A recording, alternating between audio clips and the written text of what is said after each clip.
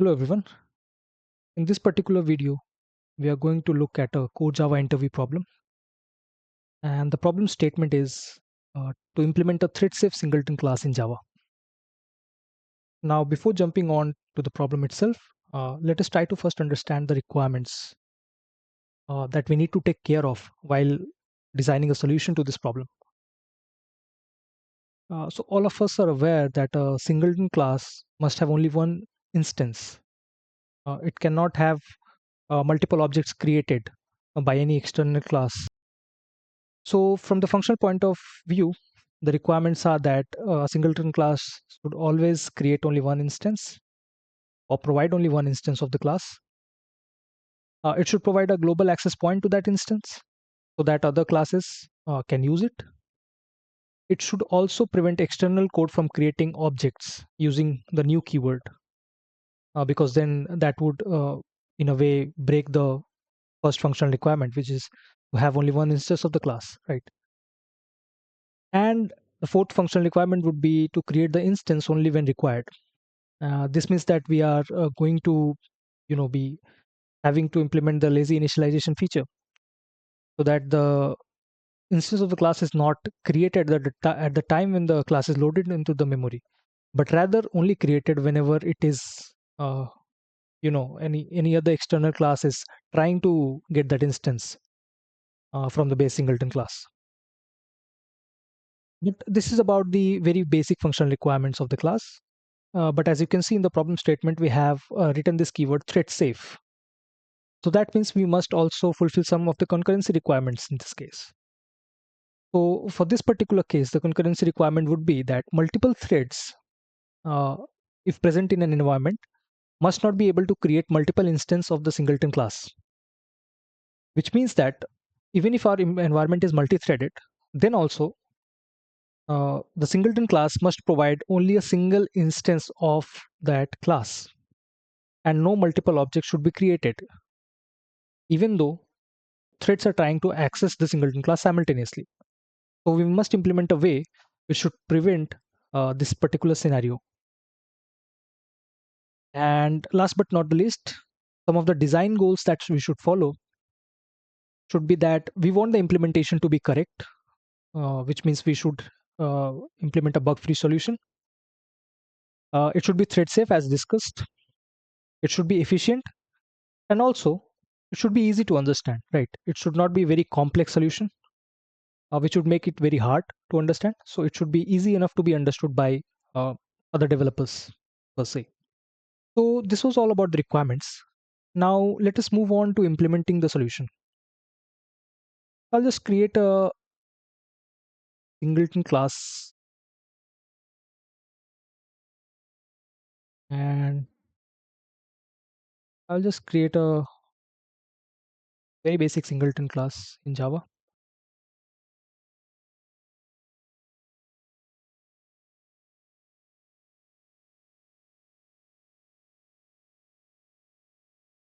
And now let us just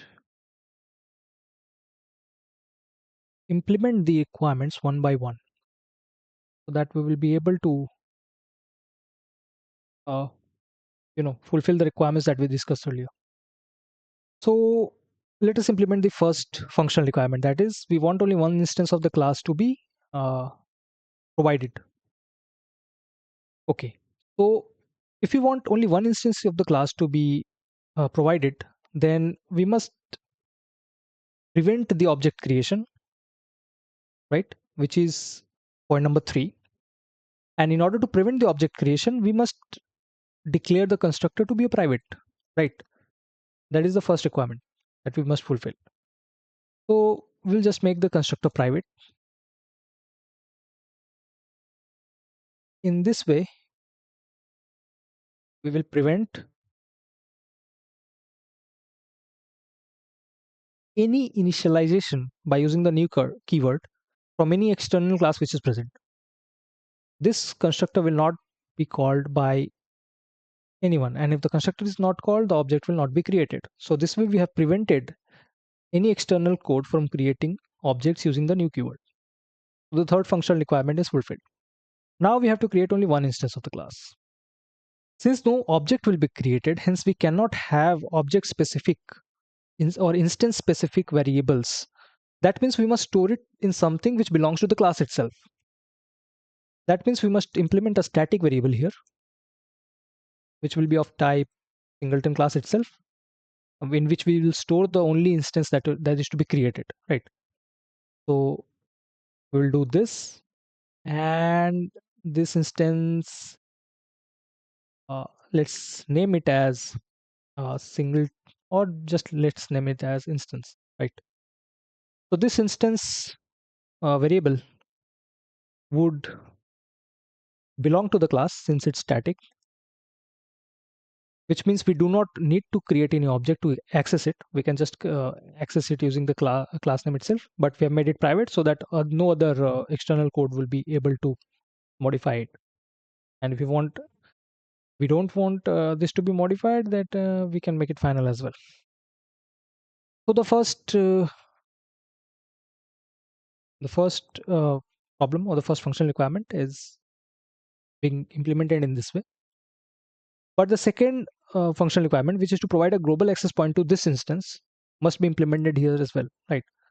So let's just implement the global access point to this singleton class instance, which means we must make a public getter method, uh, and this should return a singleton class object. Let me say get instance, and this will not take any arguments per se. Now, at the first, if the instance is null, that means when the instance is not created, right?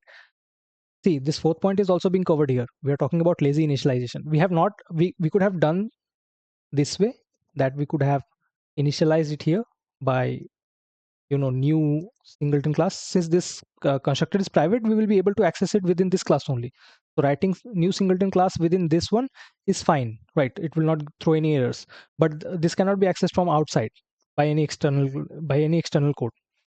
However, if we wrote it this way, then whenever the class is being loaded in on the JVM memory, this instance will be initialized using a new singleton class object. But we do not want to do this, because our fourth functional requirement is that we should create the instance only when required. That is, only when this get instance method is invoked from outside, right? So we should not do this. And one more thing to note here is that since we are not going to create any object of this class, so we must make this singleton get instance method also static, so that we can just call it by using the class name itself. And here we will just return the instance so that this error will go away. And what I'm trying to write here is that if it's for the first time when any external code has invoked this get instance method, then we should create a new instance in that case. Otherwise, if it's not null, then the original instance which was created once should be returned. So if the instance is null, then we should do is we should just create a new instance in this case. And then this new instance will be stored in the static variable, which will belong to the class itself, and that instance will be returned. From the second time onwards, whenever any other external code will try to invoke this get instance method, then it will check whether the instance is null. It will not find that it's null because we have already initialized and stored it. So it will return the original instance and will not create a copy of the class object, right? So this code looks fine. It will work, but it will work only in single threaded environment where multiple threads are not trying to access this piece of code concurrently. The bug will arise only when multiple threads are trying to access this at the same instance. The reason is, let's imagine if two threads are trying to access this get instance method at the same time. When they enter this method, they see that the instance is null since it's the first time and both the threads have arrived at the same point of time. So both of them will find that the instance variable is still null. And each one of them will invoke this instance equals to new singleton class line. And this will create two copies of the same object if we are considering that two threads have arrived at the same time. So this will in turn not create just one copy, but rather two copies, and will return two different copies of the singleton class instance. So this code will not work in a multi-threaded environment. In order to make it work in a multi-threaded environment, we must implement the synchronization or double check locking. But before that, let me just show you why this particular line of this particular piece of code will not work in a multi-threaded environment. So let's just create another simple Java file, and we will have a main method here.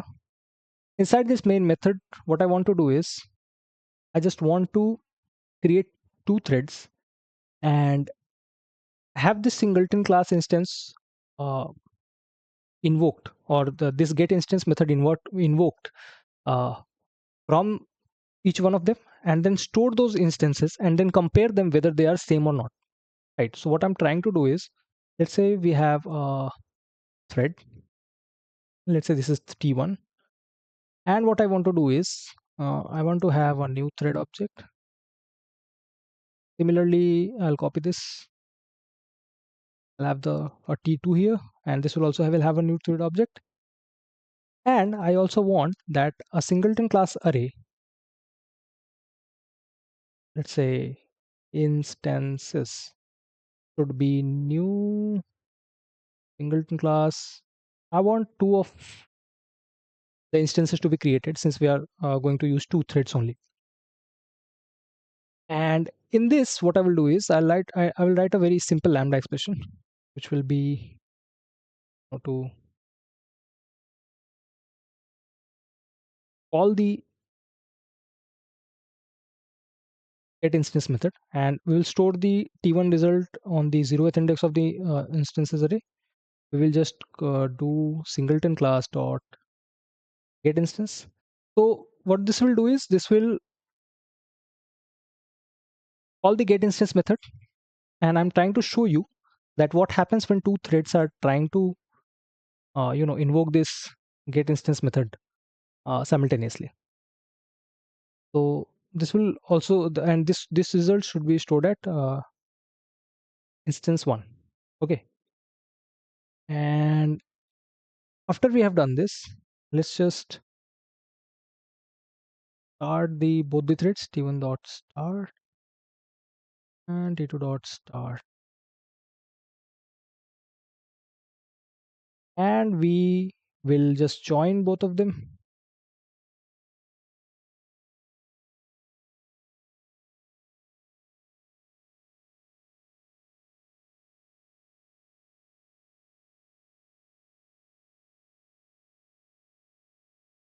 We will just throw an interrupted exception, since this can return that. After this, we will just try to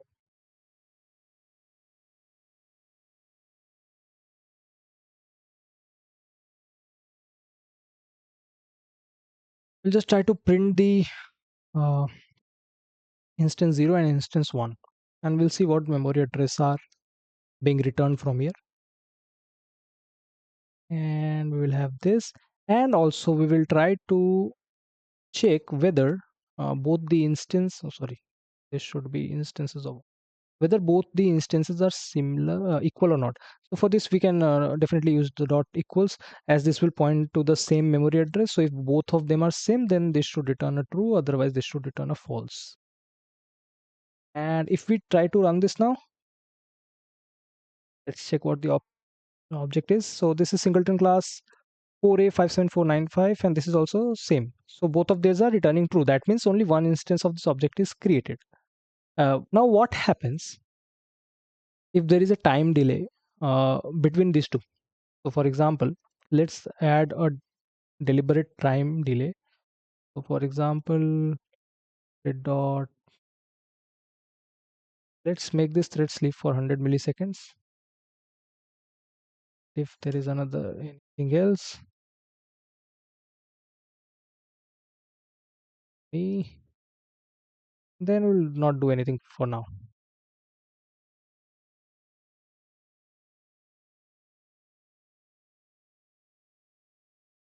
Now let's go and run this and see what the output is.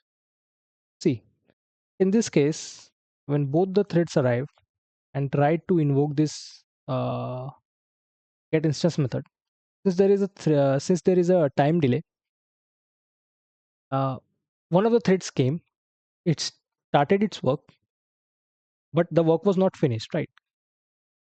Since the work was not finished, during this time only another thread arrived, and the instance was not yet set by the first thread.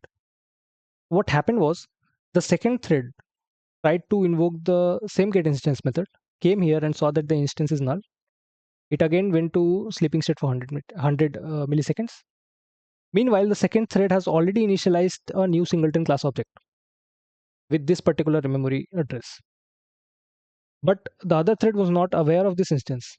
So during that time, it went to create another singleton class instance. That's why we are printing here two different memory addresses or two different memory references. And both of them are not equal. That means they do not point to the same memory space. So this is a big problem in multi-threaded environment where two threads are trying to access this concurrently.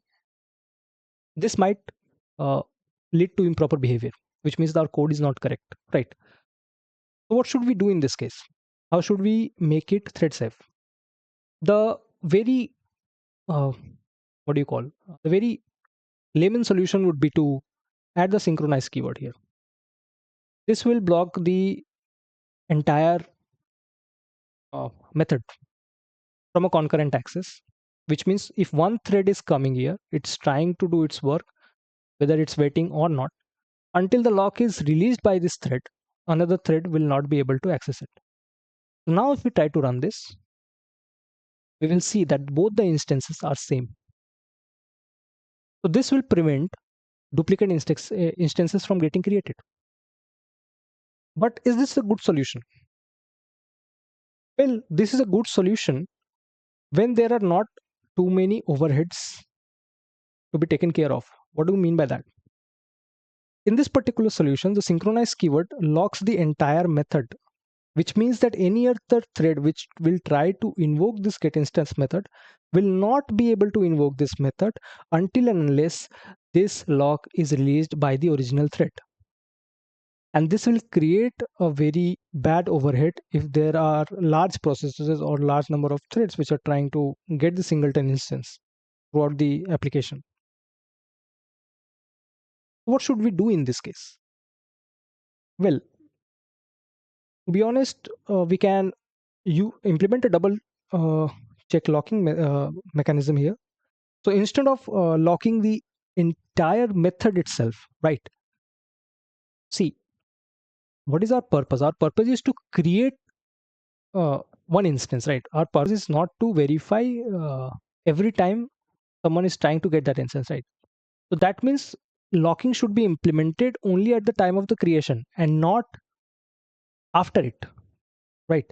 So instead of locking the entire method, what we can do is we can check if the instance is null. If it is indeed null, then in this case, we can use the synchronized keyword over a block of code instead of a complete, what do you call it? Instead of complete method. And we can write it like this. We can use the synchronized block. We can pause the singleton class reference here. And we can wrap this code inside this synchronized block so that during the time of creation, when no other instance is present, this synchronized block will be locked and not the entire method itself. Okay, so this is one of the solutions which we can implement. However, uh, we can also improvise this solution by adding another check, which is if instance is equals to null,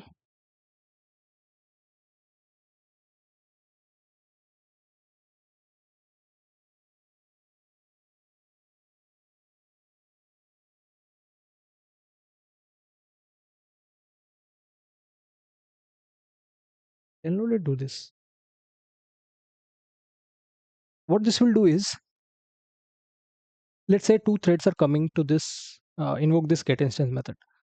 They will first check if the instance is null. If it is indeed, then one of the threads will acquire the lock. Why are we checking this instance is equals to null again inside of this? So we implemented uh, double checking here because let's say that two threads arrive here. The first thread sees that the instance is null.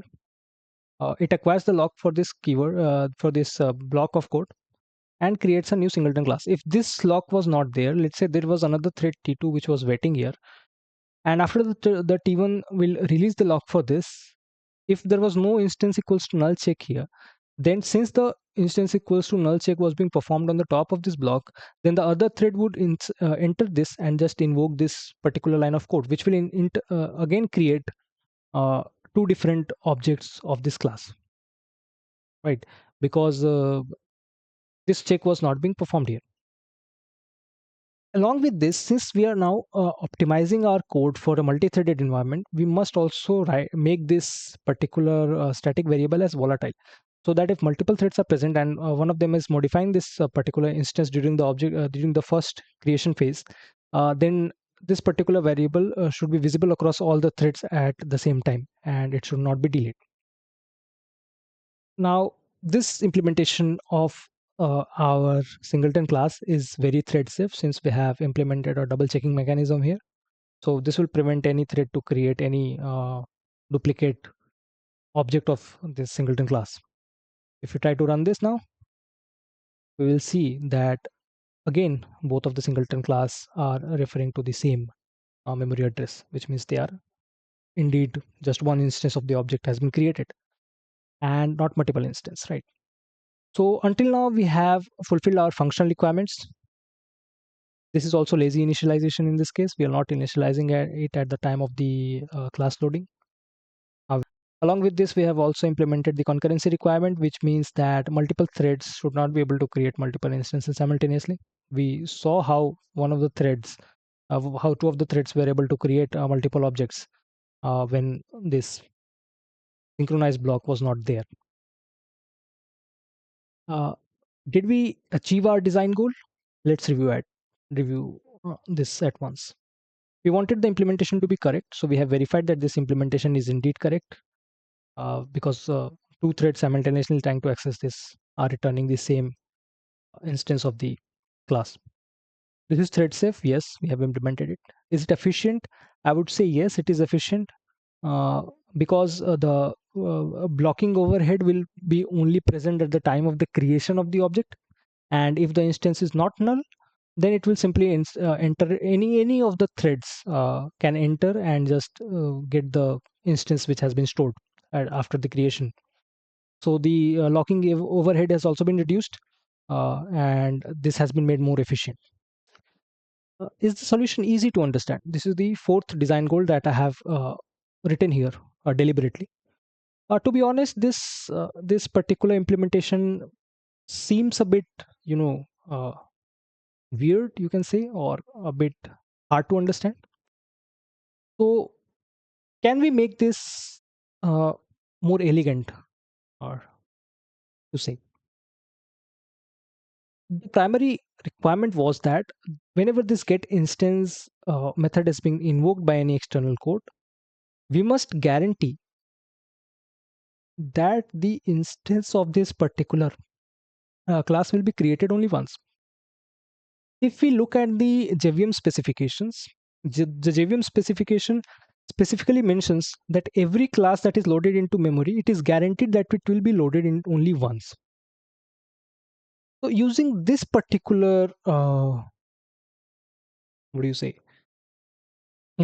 piece of information, that any class which will be loaded into the JVM memory will be loaded only once, and the JVM specification itself guarantees it to be thread safe, which means that even though multiple threads are trying to access it or reference it, the class will be loaded onto the memory only once. Using this piece of information, we can make this code very elegant. Let me show you how. So currently, this is the get instance method. Let me just comment it for now. And we will create just a copy of it. And I'll show you how we can reduce the lines of code that we have written here and make this solution more elegant. In order to do so, Let us create one more uh, static instance here. Rather, this time we will create an inner class. So we will create a static inner class. Let's call the static inner class as what do you call it? Instance creator or something. So this static class will help us to create or initialize uh, the particular instance or this particular variable. So we will just move this to here.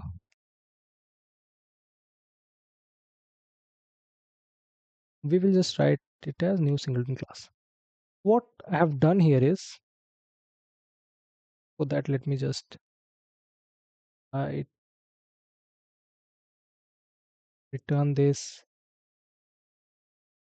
what do I say, instance creator dot instance. So let me explain what I have written here.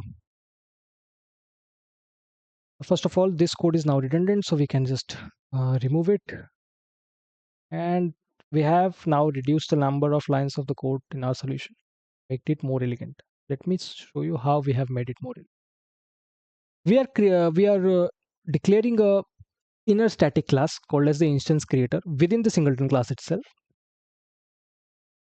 And inside this static instance creator class, we have declared a static. We do not require it to be volatile anymore, since this will be created only once. We can instead call it as final, so that this instance cannot be modified till now. So we have created an instance of the parent class, and we have initialized it at the moment. But you might ask that since we are initializing it at the moment, will this not break the fourth functional requirement, which is to initialize it only when the get instance method is invoked? So the answer to that would be no. This functional requirement will still be fulfilled, because this class will only be loaded into the memory when this is being referenced, and this will only be referenced when someone is trying to invoke this get instance method from the outside. It will not be loaded when the singleton class itself has been loaded. Rather, only when get instance method has been invoked, then we're trying to access the instance variable, which means this class will be loaded onto the JVM memory. And as we discussed earlier, that the JVM specification mandates it that this class must be loaded only once, and it should be thread safe to load this class. Hence, whenever multiple threads are trying to invoke this get instance method, even though at the same time, still this instance will point to the same particular object of the class on the memory. That means it will be a singleton object and not multiple objects of the same instance. We can verify it by again introducing a time delay here, which is very important in case of multi-threaded programs. We can just implement a time delay. Let's say we can have 100 milliseconds sleeping time here. And now let us try to invoke this from the main class itself and see whether two instances are created or not. In this case also, as you can see, only one instance has been created, and both the instances refer to the same memory space or the same memory address. So this is how we can implement it. And to summarize all of this, uh, let's say that we first implemented a basic singleton class. This was lazy. Yes, it was lazy because the instance was only initialized whenever the get instance method was invoked. Was it thread safe? No, it was not thread safe. Multiple threads trying to access it concurrently could create double or duplicate objects. There was no synchronization overhead involved because this was not made thread safe, so there was no locking involved. The complexity, however, for this solution was very low. It was fairly easy to understand. Then we implemented the synchronized method. This was also lazy. This was thread safe. But the synchronization overhead was present for every call, which means the entire method was getting blocked every time a thread was trying to access it concurrently. The complexity for this was also fairly low. However, this was overhead heavy implementation, you can say. Then we implemented the double check locking by instead of locking the entire method, we locked a particular block of the code which was responsible for creation of the object. So only during creation phase, we have to face the synchronization overhead. Otherwise, after the creation phase was over, it does not matter how many threads come and try to access it concurrently. We do not have to face that overhead. This was also lazy and this was also thread safe. But the complexity of the solution was, you can say, medium level. It was a bit hard to understand because of the double locking, right? And at the very end, we implemented the static holder pattern or the inner static class. This is also lazy. Thread safe, yes. Since the JVM guarantees it to be thread safe, that's why this is thread safe. There is no synchronization overhead involved here because we are not manually locking anything here. It is guaranteed by the JVM itself. And the complexity of the solution is fairly low. So these were the 4 implementations, and you can start with the basic singleton implementation and then move forward explaining each of the additions or each of the improvement that we make over the basic singleton pattern that we implemented at the very beginning of this. And in this way you can tackle this interview problem that you face during any of your technical interviews. So that's all for this video.